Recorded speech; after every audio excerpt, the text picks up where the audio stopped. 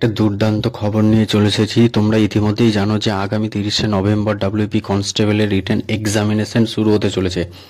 এই এক্সামিনেশনে total candidate 9,88,428 জন কিন্তু অংশগ্রহণ করবে, যার পোস্ট সংখ্যা মাত্র 11,749 জন।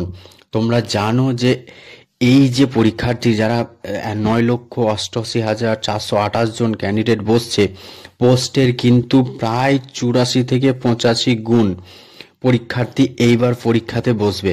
তার মধ্যে মেল ক্যান্ডিডেট 7,53,325 জন, ফিমেল ক্যান্ডিডেট 2,35,083 জন এবং থার্ড জেন্ডার 20 জন পরীক্ষার্থী এই পরীক্ষাতে বসবে।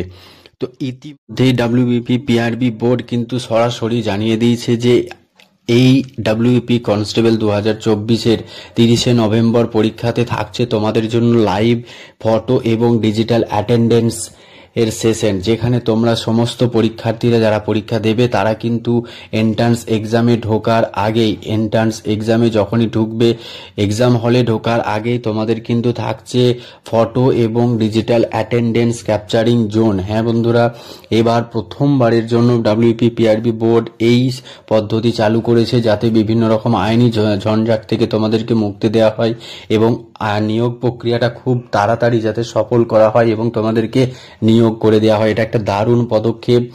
বিভিন্ন রকম ফ্রিস্কিং বা বিভিন্ন রকম যে আইনি ঝঞ্ঝাট আমরা দেখতে পেয়েছি যে বিগত কয়েক বছর ধরে এই সব কিছু চলে আসছে, সেগুলোকে রুখে দাঁড়ানোর জন্যই কিন্তু ডাব্লিউবিপি পিআরবি বোর্ড এই পদক্ষেপ নিয়েছে। যে এক্সাম হলে ঢোকার পরে আমাদের কিভাবে ডিজিটাল অ্যাটেন্ডেন্স দিতে হবে, সেখানে তোমরা যেখানেই এক্সাম হলের মেন এন্ট্রান্স গেটে তোমরা পরীক্ষা দেওয়ার জন্য ঢুকবে, সেখানেই তোমাদের প্রথমে অ্যাডমিট কার্ড চেক করে নেওয়া হবে এবং অ্যাডমিট কার্ড চেক করে নেওয়ার পরে এন্ট্রান্স দিয়ে যখনই তোমরা ঢুকবে তখনই কিন্তু তোমাদের এন্ট্রান্স এক্সাম হলে ঢোকেই কিন্তু থাকবে ফটো এবং ডিজিটাল অ্যাটেন্ডেন্স ক্যাপচারিং জোন, তোমাদের যেখানে প্রত্যেককেই কিন্তু ডিজিটাল অ্যাটেন্ডেন্স এবং সেখানে ফটো নেওয়া হবে। তারপরেই তোমরা কিন্তু সরাসরি চলে যাবে হচ্ছে এক্সাম সেন্টারে, এক্সাম হলেতে।